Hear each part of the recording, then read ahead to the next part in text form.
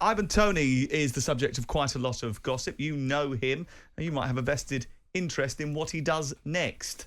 Yeah, we might have a little tipple in there, a few quid. I saw your headline the other day. I was sat at home watching TV and it came up on Twitter. talkSPORT says, not selling Ivan Toney in January. Straight away, my phone went up. I rang his agent, David Manasseh. I was like, David, is this true what talkSPORT are saying? Is he not going to January after all? He goes, I don't want to say what he said. But anyway, so yes, we have an interest. Obviously, we played a big part in Ivan's career. And will he go in January? I don't know. Probably in the summer. But it would be nice if he went for 100 million in January. How much is he worth? How much is he worth for me? I think the type of striker he is, when he's in form, anywhere from 70 to 85 million, if you look at the market. I think he's got the best years ahead of him, and I think he's a game changer. Is there no way that Brentford, who've got only 18 months left on his contract, can convince him to stay? They won't worry. They'll probably try. They'll probably do a contract with a release clause. I'd imagine that'll be the compromise. He'll probably sign one of them. They're happy. He's happy. Agent's happy. But at the end of the day, Brentford are the shrewdest negotiators in the business. I don't think they're going to lose sleep. Whether they sell him January to summer, it won't affect the value. Harry Kane at 30 went for 100 million. People say the market's overinflated. United paid 50 million for a striker from Italy with a 1 in 5 goal scoring record. Ivan Toney, who'll score you 25 Premier League goals every year, will go for 25 million more than that. Should some of the other Premier League clubs have already taken a risk on him and had the deal Chelsea done? should have done that in August. Chelsea should have bought him in August, and they would have a ready-made striker ready to go in January who's already in with the dressing room and well in with the manager.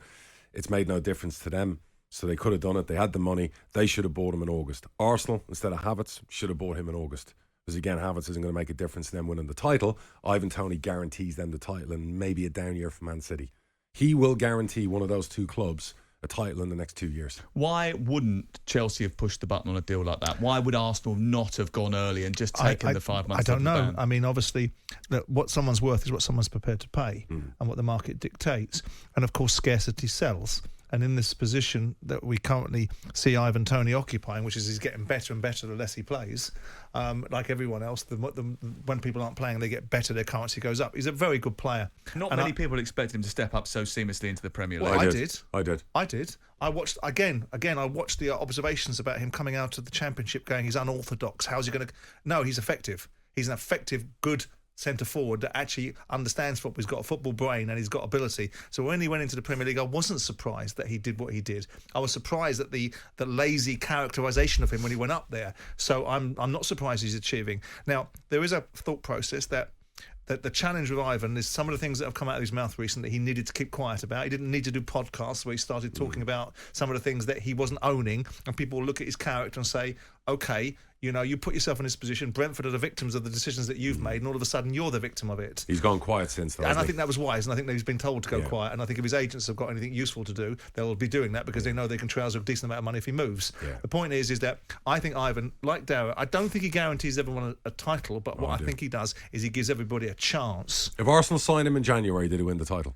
Over Man City last year? This year, coming up, this year right now, Man City not at their best, even though they're up there. Yeah, everything going on. Maybe. If Arsenal are top of the league in January, a couple of points, and they sign Ivan Toney, and he's fit, for me, guaranteed wins the title.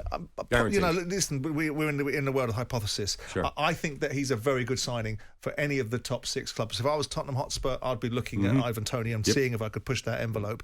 The issue looked at him when I was selling him. Tottenham did. Yeah, look, the bottom line is Darragh's got a vested interest because he's probably got a whack and go big sell on. Sure. But the point is the player itself. And no, that's good business. No. Have it right. Have it right. So shouldn't we trust your judgment? Is that what we're saying? I got called mad during COVID when I said I got 10 million for Ivan Toney, and everyone went, "You're a liar." It was the only big deal done in COVID outside the Premier League, and we got 6 plus 4 in add-ons, which we've had now, and he went for 10. Yeah, and we're going to get more. Let's have it Absolutely. right. I mean, whatever Mickey Taken I may make of him about the size of his club, he's had players go out there that they've made a lot of money off, whether it's Craig McElhenney, whether it's Dwight York, not Dwight York, Dwight Gale, and he's got an opportunity here because it's good business. Paid 300 grand for him, and this is the business that you're in. Yep. Now, Ivan Toney in himself. Look, I think he'll do a job for anybody. I don't think he's an 80, 90 million pound centre forward. All day long. But I think that someone will pay 70 for him, and it'll be interesting to see how the market reacts in January and what the need is, because if there is a real need and scarcity is the key component of it, and you can buy a centre forward that's available in a January marketplace, which they're very rare to be. Yeah. That I think he could go in January, but I think it will go for more money in January than he will go for in the summer, and that depends upon Brentford's attitude and how they want to play their hand. Yeah. And Brentford are very prudent, very shrewd. They're such good operators top to bottom, and we sold a player to them in August again, and they're brilliant to deal with. But they know what they're doing, and they won't lose a moment's sleep if they don't sell them in January. It won't affect the price for them selling in the summer. I've sold players with 9 months left for millions. I've sold a player with 3 months left for £2 million. George Boyd many years ago. So you can still do deals last minute in the market. Ivan Toney, like I said to you, will guarantee one of those clubs. And I actually think if United have this new ownership, a new director of football, he could be one of the first big signings to make in January. And what a signing he'd be, by the way, for their front line. It's exactly what they needed. Not some player that were buying potential. They needed to buy a player who's a golden boot winner in the making. Well, he scored 12 Premier League goals last season. Who did? Ivan Toney. He scored more than 12. He got 14 goals in all competitions. No, he got 20-odd goals last season. The season before, first season in the Premier League, he got 14 goals. Yeah. Second season, 20 goals. He scored less goals than Harry Kane last season. Sure. Why do you think he's worth the same amount of money or just less than that? Well, he's 27, so he's 3 years younger. Harry Kane spent most of his life in the Premier League. Ivan Toney spent most of his life as a Lone Ranger. He's had 2 years in the Premier League. He's getting better every year. You've just done the stats, 11 and 20. If he'd been in from the start this season, he'd have 25 this season, and Brentford would probably be top 6 right now. So do you think that playing with better players, he'll score more goals? All day long. And Brentford are a brilliant club, and he scored 20-odd goals in that team. It's Brentford. Put him in Liverpool's team. Put him in Newcastle's team. Put him in Arsenal's team with the chances they create. Put him in Man City's team. Haaland scores, 35, 36 goals. Will Ivan not score 30? Be sensible. You've been in this business a long time. Were you surprised that he wasn't called up for England earlier? All day long. But then again, there's a lot of politics going on. And I looked at it, and I looked at the players called up above him, and I thought, no. Like, they took Callum Wilson over him to one of the championships. And Callum, unfortunately, has had certain injury issues and stuff. And I thought...